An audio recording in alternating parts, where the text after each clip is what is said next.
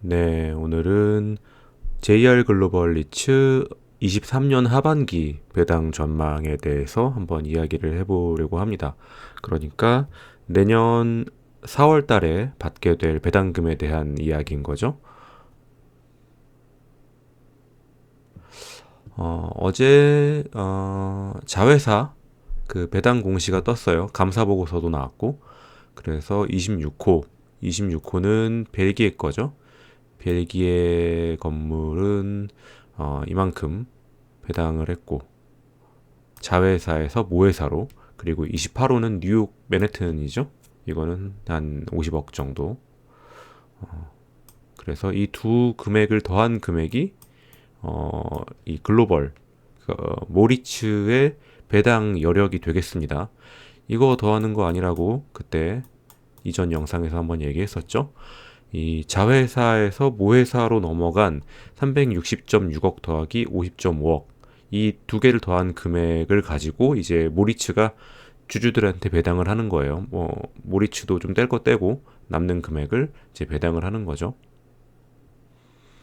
이게 이제 반기별로 좀 그동안의 정리를 한 4개치 반기, 어, 8기, 7기, 6기, 5기인데 여기 8기가 이번 거예요. 이렇게 4개 반기를 정리를 좀 해봤는데, 지난 반기, 상반기에 비해서 한 15억 정도, 좀 늘어났어요. 근데 이제 늘어난 금액의 상당 부분은 이 뉴욕 건물이 많이 늘어났고, 뉴욕 건물이, 50.6억이다 그러면은, 인수하고 나서는 아무튼 제일 많은 배당금을 현금 흐름을 창출했습니다. 이제 공실이 좀 채워지고 이러면서 거의 지금 만실 상태인데, 여기 뉴욕 건물은 운용을 잘해서 50억을 모리츠로 넘겨줬고, 26호 그러니까 벨기에 건 같은 경우에는 지난 반기 때 355억이었는데 이번에는 360억 정도.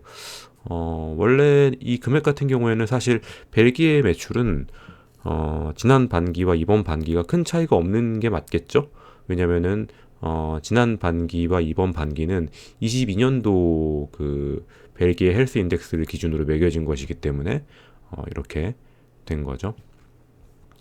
이제 이 금액은 지금 이거는 제가 7기 지난번 반기 그 감사 보고서에서 캡처한 부분이기 때문에 아마 이번 감사 보고서를 캡처를 또 했으면 여기 이렇게 8기 그 영업 수익부터 비용 쭉 나와 있겠죠. 근데 여기 이제 이 영업 수익은 요 자리츠로부터 수령한 총액이 모리츠 수치 그 영업 수익이 되겠습니다. 아마 이제 8기도 나와 보면은 이 금액이 딱 맞아 떨어질 거예요. 자, 제가 이제 회사 그 JR 글로벌 리츠 운용사 측이랑 좀 통화를 한 내용을 좀 공유를 해보려고 하는데, 일단 결론부터 얘기하면은 배당금은 뭐 소폭 상승 가능하다고 합니다. 근데 이제 큰 상승은 어렵다. 금액을 보면 알 수가 있죠. 모리츠에서 수취한 금액이 한 15억 정도 늘었는데, 지난번에 배당금 190원이었고, 주식 수가 한 2억 주 좀 안 되잖아요. 그러니까 2억 원이 늘면은 배당 여력이 1원 정도 는다고 보면 맞을 거고, 어, 15억 정도 늘었으니까 뭐 한 5원 정도 뭐 좀 비용도 있으니까 잘 주면은 한 195원 정도 주지 않을까, 이런 생각을 해 봅니다만은, 요거는 이제 또 그 글로벌 그러니까 모리츠의 이사회에서 또 그 이사회 회의 해가지고 또 결정할 부분이기 때문에 그때 나와 봐야지 알 수 있겠다. 근데 막 20원씩 이렇게 상승은 없겠다. 음, 이제 그 부분에 대해서 한번 이야기를 조금 나눠보려고 합니다. 일단 이 JR 글로벌 리츠의 구조는 이런 식으로 돼 있죠. 벨기에 같은 경우에는 이제 현지 그 건물이 있고, 이거를 벨기에 현지 법인에서 임대료를 받아다가, 그러면 그 임대료는 벨기에 현지 법인의 매출이 되는 거예요. 그리고 이게 자리츠 JR26호로 비용 떼고 뗄 거 떼고 해서 넘어온 금액이 이제 26호로 넘어가게 되는 거고, 26호는 또 이 모리츠에다가 배당을 해주는 식인 건데, 아까 우리가 본 이 금액 360억이라는 이 금액은 이 부분에 해당하는 거죠. 이 부분, 자리츠에서 모리츠로 넘어가는 금액. 감사 보고서를 보면은 이 금액 그리고 이 금액이 다 상세하게 잘 나와 있습니다. 시간 나실 때 한번 천천히 읽어보시면 재밌어요. 그래서 이제 이 부분에 해당하는 거, 그러니까 이게 이제 A라고 생각하고 이게 이제 B라고 했을 때 이걸 C라고 한번 해보죠. 이 B에 해당하는 금액이 이제 감사보고서상에는 이렇게 나오는 거죠. 배당금의 수치. 26호 입장에서 배당금을 받은 금액이 얼마냐? 이게 한 398.9억 정도 된다. 399억 정도. 그래서 지난 7기에 비해서 한 24억 정도가 늘었다. 그리고 없던 계정이 하나 생겼는데 이 사채의 발행 280억 정도의 사채를 발행을 했는데, 이거는 어디 뭐 은행에다가 아니면은 뭐 다른 금융기관에다가 한 건 아니고, 이거는 모리츠에다가 발행한 사채예요. 그러니까 모리츠에다가 이 280억에 대한 이자를 줘야 되죠. 이거는 왜 생겼냐면은 지난번에 그 환정산하게 되면서 환정산금이 이제 막 대량으로 필요하게 됐었고, 그때 돈이 좀 필요했던 거를 이렇게 자금을 마련을 한 거죠. 그러니까 이쪽 주머니에서 저쪽 주머니로 이제 넘어간 뭐 그런 거라고 생각하시면 됩니다. 그래서 이제 이 280억에 대해서 지급 수수료 5억, 이자 비용 8.8억 이렇게 해가지고 한 13.8억 정도가 이제 모리츠로 넘어가게 됐어요. 그럼 이제 모리츠 입장에서는 13억, 뭐 14억 정도를 이렇게 받았으니까 배당 여력이 늘겠네? 이렇게 생각하면 안 돼요. 왜냐면은 모리츠도 그 돈을 어디다 쓴 거거든요.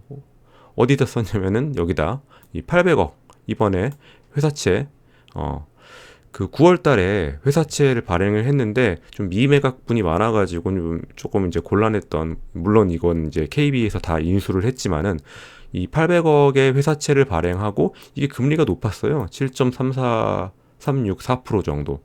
곱해보면은 1년에 이자 비용이 60억 정도 되거든요. 반기에 한 30억 정도.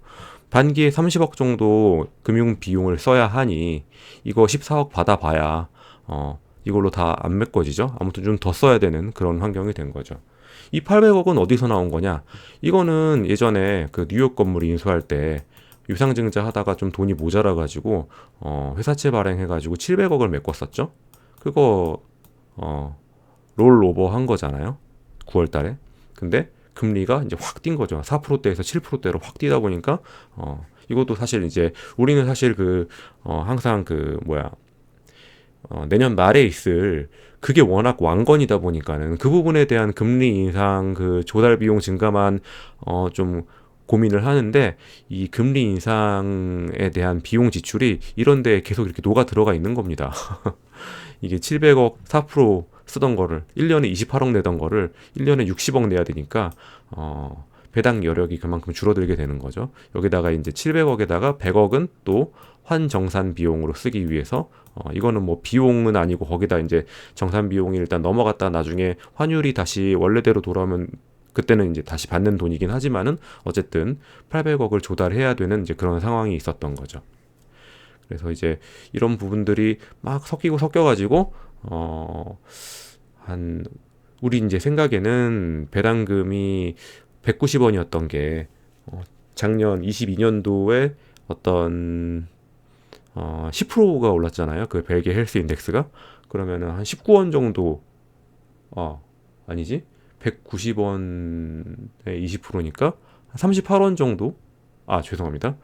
190원에 10%니까 19원 맞죠? 19원 정도 올랐을 거로 이렇게 기대를 하지만은 19원 정도밖에 안 되고, 실제로는 뭐 5원이나 뭐 이렇게 되는 이유는 이런 데서 돈이 이제 줄줄 새는 거죠. 이게 지금 금리 인상의 여파가 우리가 알게 모르게 JR 글로벌 리츠의 그 현금 흐름을 갉아먹고 있었던 겁니다. 뭐 나중에 뭐 떨어지더라도 어쨌든 지금은 그렇다는 거죠.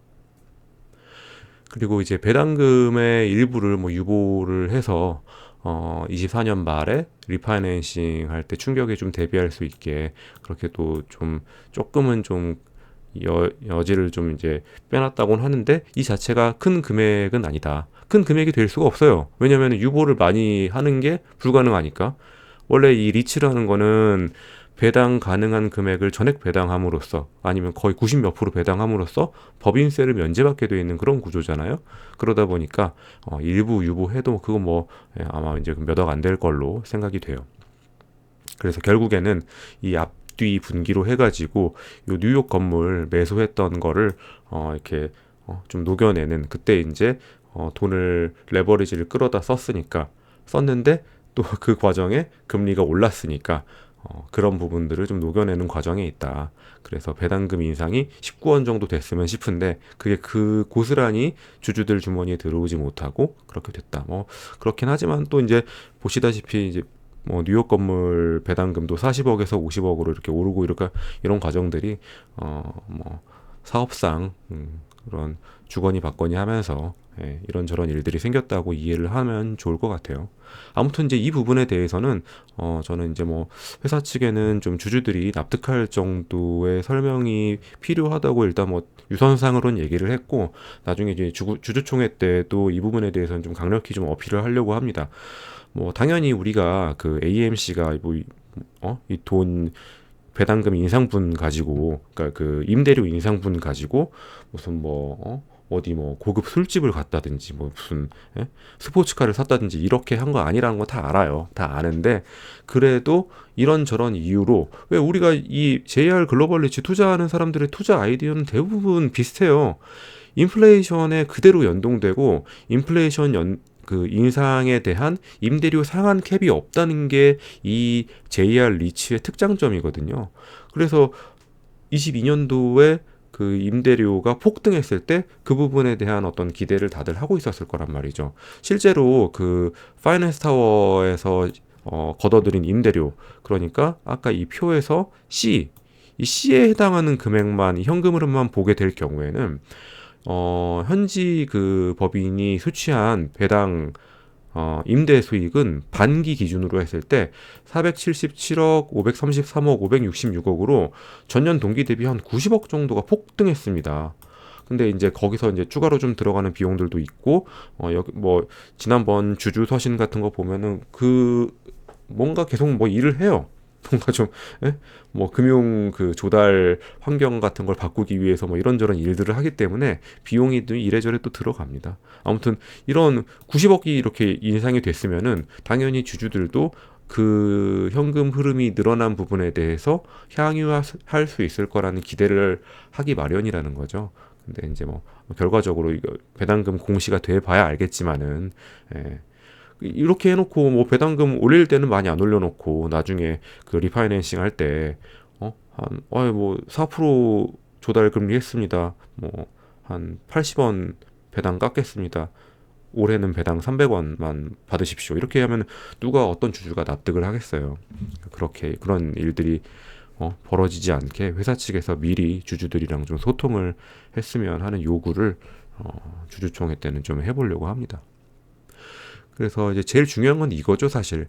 이게 뭐 190원에서 195원이 되냐, 200원이 되냐 이런 거는 사실 굉장히 작은 파이고 뭐 그 좀 5원 좀 더 주면 좋긴 하지만은 안 준다고 해도 뭐 제 그런 현금 흐름에는 큰 영향은 없습니다만은 만약에 저는 지금 한 23만 주인가 24만 주 정도 있는데 100원 정도가 만약에 배당금이 떨어진다. 이렇게 되면 저는 좀 얼마야?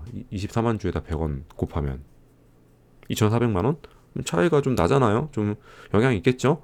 그러니까 이제 이게 훨씬 중요한 거죠, 사실은. 내년 말 리파이낸싱 금리가 훨씬 중요합니다. 그리고 이번에 IR 자료 보게 되면은 요 유리보 3개월 유리보에다가 플러스 얼마 한 그 금액을 담보대출 금리로 지금 쓰고 있다. 이제 이런 식으로 좀 해놨는데 보면 이제 금리가 그 기준금리는 높고 시중금리는 이제 좀 낮다 보니까는 요 L자 모양의 차트가 좀 만들어지는 거죠. 그래서 아직 이제 3개월 유리보 그 포워드 커브 보면은 단기는 이렇게 아직 높고 아직 그 ECB에서 기준금리를 낮추진 않았잖아요. 근데 이제 만기가 이렇게 길어질수록 지난번에 주주서한 때는 벨기에 국채 기준으로 현지 그 담보대출 금리가 결정된다고 했었어요. 그래서 이때 당시에 벨기에 5년물 금리가 한 2.8%대였는데 여기다가 뭐 좀 가상금리 더해가지고 한 4% 중반대 정도의 어떤 대출 금리가 시세가 형성이 돼 있다 이런 식으로 그 주주 서한에 적어 놨었거든요. 근데 요새 보면은 벨기에 5년물 금리가 이렇게 똑 떨어져가지고 3%까지 올라갔던 게 2.25%까지 오늘 이렇게 떨어졌더라고요. 그러니까 그때 당시 주주 서한에 나와 있던 그때 5년물 시세보다 벌써 0.6%가 떨어진 거잖아요. 그럼 이제 주주들은 그런 기대를 할 수 있겠죠. 그때 당시에 4.5% 정도 4% 중반대 조달 금리를 벨기에 그 상업용 부동산 운용사들이 이런 금리를 썼다면은 지금은 0.6% 낮아졌으면은 지금 만약에 리파이낸싱 하면은 3.9%겠네? 여기서 만약에 내년에 더 떨어지게 되면은 뭐 3점 중반대나 뭐 3.0%까지도 가능하겠네 뭐 이런 기대 할 수 있겠죠. 근데 이제 아직은 요런 어떤 단기 채권 그 시중 금리가 대출 금리에는 뭐 큰 영향은 아직 못 주고 있다 뭐 이런 식으로는 얘기를 하더라고요. 아직 뭐 이제 그 지난 9월 달에 그 회사채 롤오버 하는데 좀 바빠가지고 이제서야 이제 이 내년 이 리파이낸싱 하는 거에 대해서 좀 신경을 쓰고 있는 것 같아요. 이게 지금 이 JR 자산운용의 그 1년간 역점을 둬야 하는 과제입니다. 이거를 어떻게 리파이낸싱 잘 하느냐가 아마 그 운용사의 능력을 판가름하는 기준이 될 거고 주가에 영향을 많이 줄 겁니다. 주가가 만약에 공모가 이후로 위로 이렇게 회복하게 되면은 뭐 유상증자 같은 것도 해서 이제 사업을 확장할 수 있을 것이고 그게 안 되면 뭐 네, 그렇게 되는 거죠.